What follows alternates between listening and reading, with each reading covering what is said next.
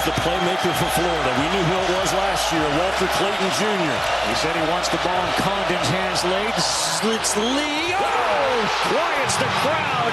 Xavier Lee. Welcome to Play Breakdown with Todd Golden, presented by Tower Hill Insurance. During this winning streak, there are a lot of winning plays that are made. And, Coach, in this segment, a lot of times we talk about scheme and set and everything else.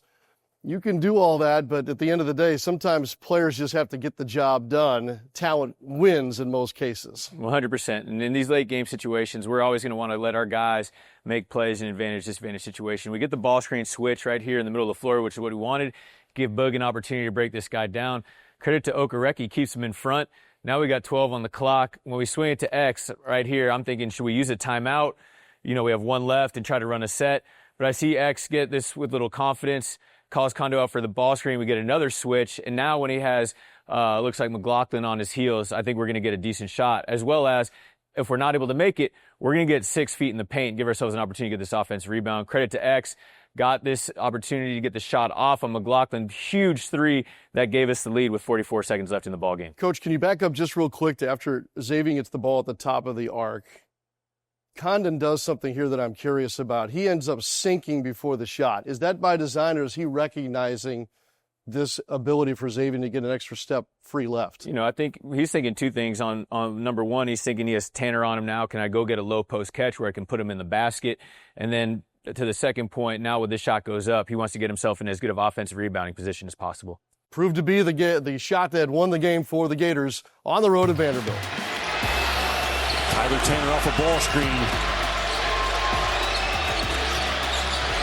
Okereke has it. He drives in the paint.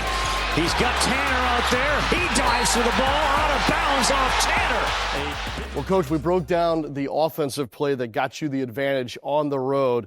It's even harder to finish on the road against a ranked team and have to do it on the defensive end of the floor. Yep, and right here you're seeing us do the same thing they did. We're switching 1-5 here. Tommy does a great job controlling the ball with Tanner. You see Boog in great help position. They get the kick to Okereke, and now we think we're in a good spot. We have their four-man trying to handle the ball and get past one of our guards on the perimeter. 11 seconds on the clock. But right here, Tommy Houck makes a huge winning play as Okereke gets a little step on Boog. Our bigs fight. We create that wall in the paint. He sees 3 jerseys, and here comes Tommy to rip the ball off his leg. Ball ripping out of bounds. Boogie does a great job in his pursuit. Forces Tanner to knock the ball out of bounds. That was a huge stop that got us the rock back with 19 seconds left. No doubt. A win on the road defensively, just like a championship defensive play, won it back in April of last year. But Condon with the hesitation. He'll get it back. And Condon nearly traveled. Chenyelu corrals it. Still with time on the shot clock. Chenyelu!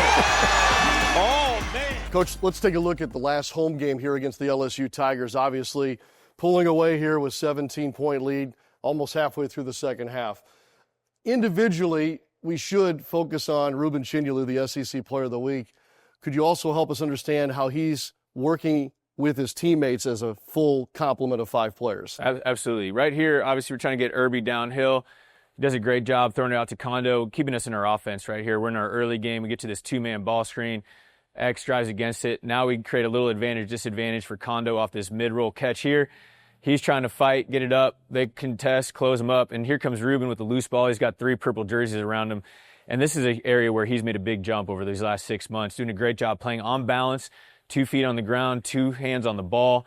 Regains his balance, makes a great post move going over 2 LSU defenders to put the ball in the basket. That's a move he was not making at this time last year. And for the second straight game, Chenyelu has a monster second half and a Gators win. Gators get possession of the basketball as well. Nwoko on the bench.